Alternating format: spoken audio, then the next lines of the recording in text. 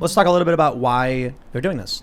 First, I want to show you the story. We have it from NBC5 Chicago. This is actually from January. Illinois Congresswoman. I'm not going to repeat what she said, but she said that there was one thing that the Nazis did that she think they understood properly. I'll make sure I paraphrase this because I'm not going to. She said I'm not going to quote. I'm not going to read it. You can see it on the screen.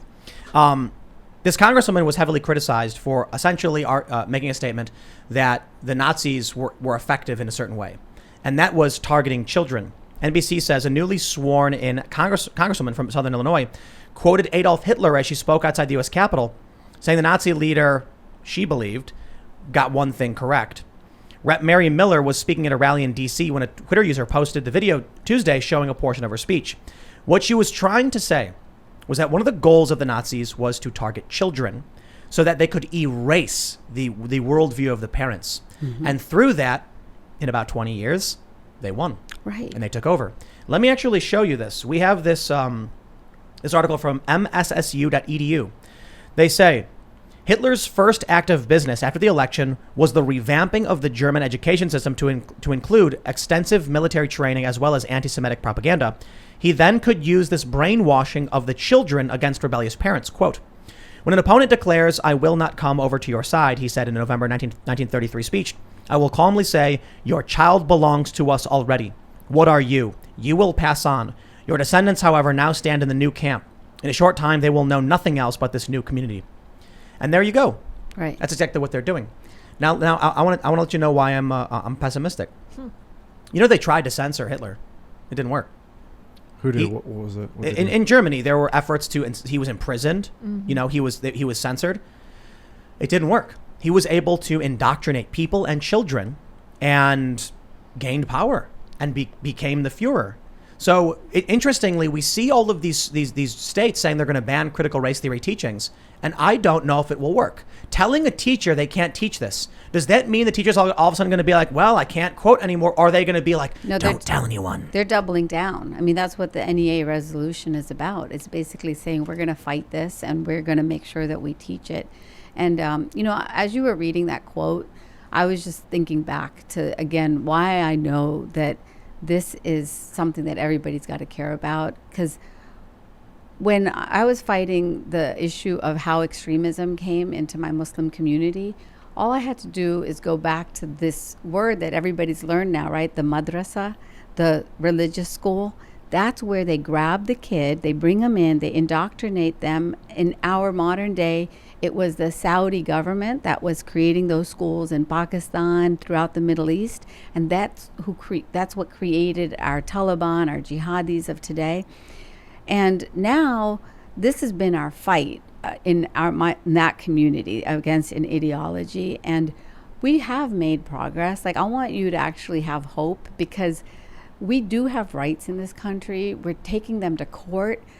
In Fairfax County, Virginia, we've sued the school district for racial discrimination because they are targeting Asians and explicitly doing so.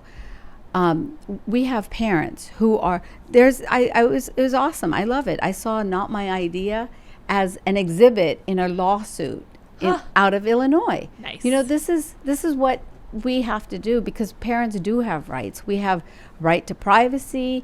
We have, your kid doesn't have to explain everything about their gender, their race, their sexuality. We have a right to information about the curriculum. So we can do it. This book is amazingly terrifying and crazy. Yeah. So this is the book, Not My Idea, you mentioned, a book about whiteness. So this was being taught to children, you said? It is. Yep. Pennsylvania. So I just opened up to Texas. one of your notes, and there's one page. It says, connecting means opening, and opening sometimes feels. Our car's parked over here, love, like braking. The next page. Mom, I don't feel good. Uh-oh, should I pull over? Says the mom. In the next page, let me turn the page. I need to know what's going on. What are you talking about? That's the mother saying that. Why didn't anyone teach me real history? I do see color. I see yours, mine, and everybody's. You can't hide what's right in front of me. This is the child yelling at the I parent. know what that police officer did was wrong. This is the child speaking to the mother. Go with your instincts on this one. Racial justice is possible. Okay, geez, you don't have to yell. This is a book explaining to a child why to argue with your parents. Right. What's really fascinating to me is how it's the opposite of Christianity. Yeah. Honor thy father and thy mother. This one is, the mom's like, what are you talking about? I don't understand. No, Mom, you're wrong. I know what really happened. Yes, and it was just this constant theme. I'm so glad you picked up on that page, because that's the theme, that the kid knows better, and the kid is now taught by the teacher who's going to teach him better than their ignorant parents. Now, here's where it all comes together. Because, sure, I referenced this educational piece about Adolf Hitler and what he did to children. The communists did the same thing.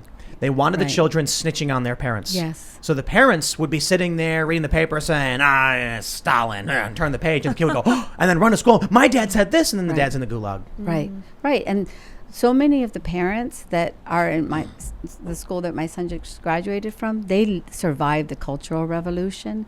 And so they said they watched kids snitch on their parents. Oh, yeah. And they see, they have traumatic memories back to that experience. So I just searched it again. It was 1966 to 1976 that the Cultural Revolution happened. Maoism then, of course, has continued its tyranny. But this is what we're getting. This book's really quite an amazing piece of propaganda for children. Right. In an earlier segment, the little girl is reading, and it says, in the United States of America, white people have committed outrageous crimes against black people for 400 years. All along, every step of the way, people who love justice and love each other have been fighting back.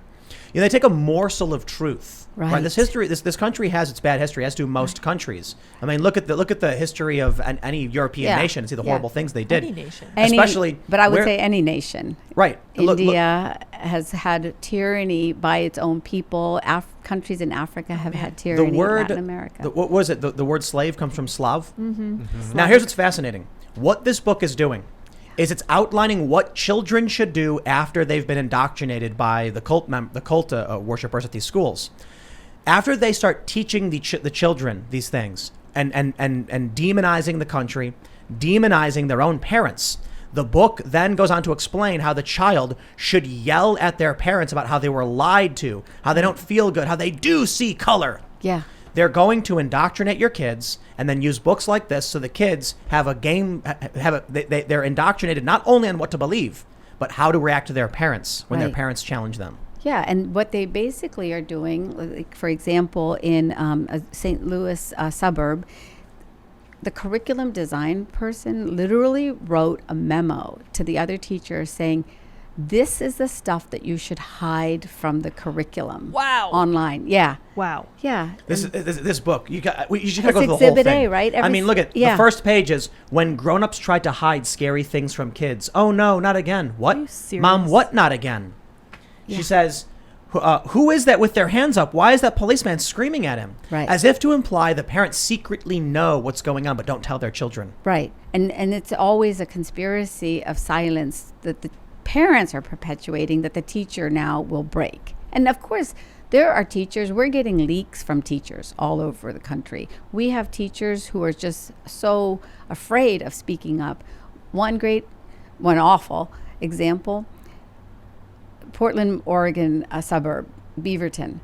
We got a leak from a teacher that they had an equity seminar. And at the equity seminar, one of their equity warriors, who's a teacher, told the others that they had to go along with all of this anti-racism or evolve or dissolve.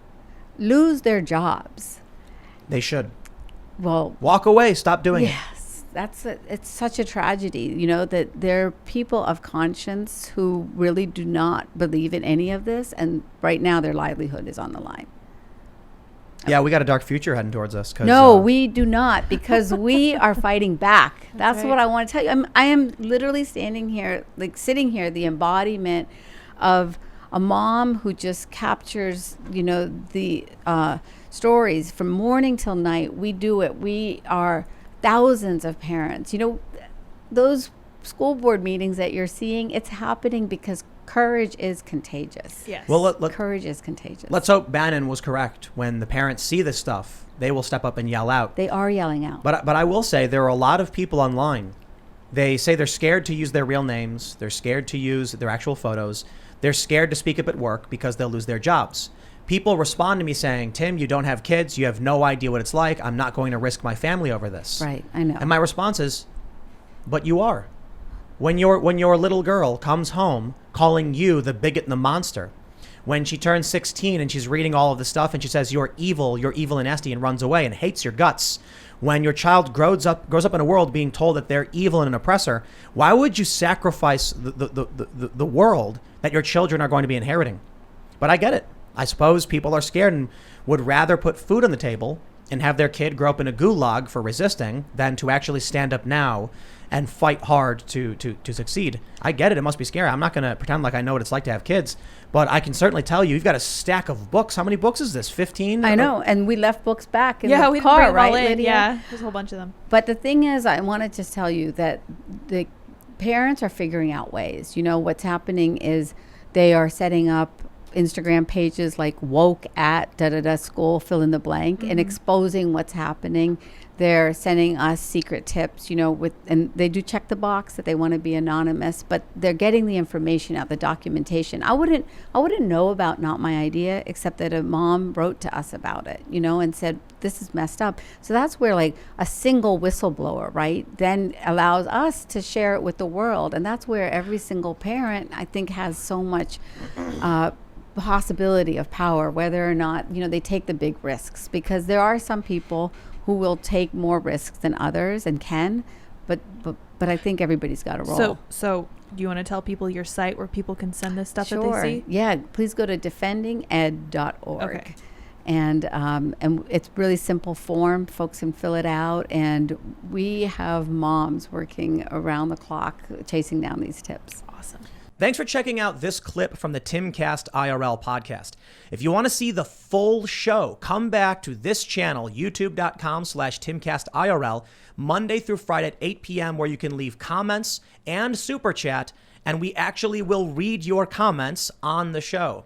Don't forget to like, share, subscribe, and if you want exclusive members-only content, segments you can't get anywhere else, go to timcast.com, become a member, and we even have full bonus episodes. Thanks for hanging out, and we'll see you all next time.